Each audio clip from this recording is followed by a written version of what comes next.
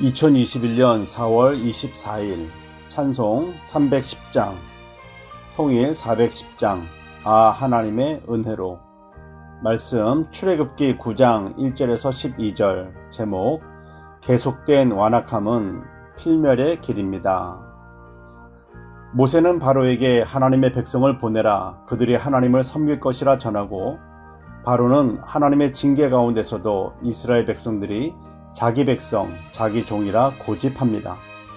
하나님은 이스라엘 백성이 하나님의 백성임을 알게 하시기 위해 돌림병과 종기가 애굽에 있는 가축과 사람들에게는 내리지만 이스라엘 백성과 그들에게 속한 가축들에게는 내리지 않게 하셨습니다. 애굽의 요술사들도 악성 종기로 인해서 모세 앞에 설 수 없게 되었습니다. 하나님께서 이스라엘 백성을 구별하셨다는 것은 하나님께서 이스라엘 백성들을 보호하셨다는 것을 뜻합니다.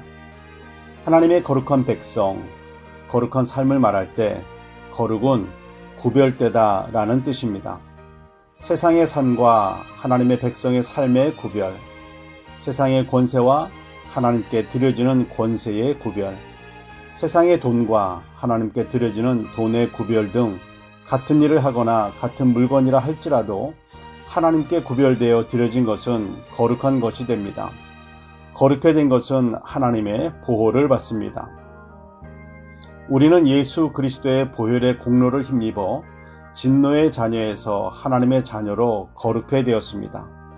힘들고 어려운 상황 속에서도 담대할 수 있음은 거룩해 된 하나님의 자녀들을 하나님께서 지켜주시고 보호해 주심을 믿기 때문입니다. 바로는 마음이 완악하여 계속해서 말을 바꾸어 가지만 그럴수록 하나님의 징계의 수위는 점점 높아만 갑니다.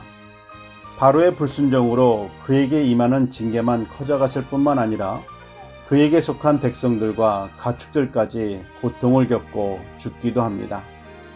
하나님의 뜻에 불순종한다는 것은 하나님과 대적하는 것과 같습니다. 하나님과 대적해서 이길 자는 이 세상에 없습니다. 하나님의 뜻 앞에서는 빠르게 순종함이 지혜로운 선택입니다. 기도하겠습니다. 사랑의 하나님, 예수님의 피의 공로로 이 죄인을 거룩한 하나님의 백성, 자녀 삼아 주심에 감사드립니다. 하나님의 소유된 하나님의 백성으로 하나님의 뜻 앞에서 언제나 겸손하게 순종하는 삶을 살기 원합니다. 예수님의 이름으로 기도드립니다. 아멘.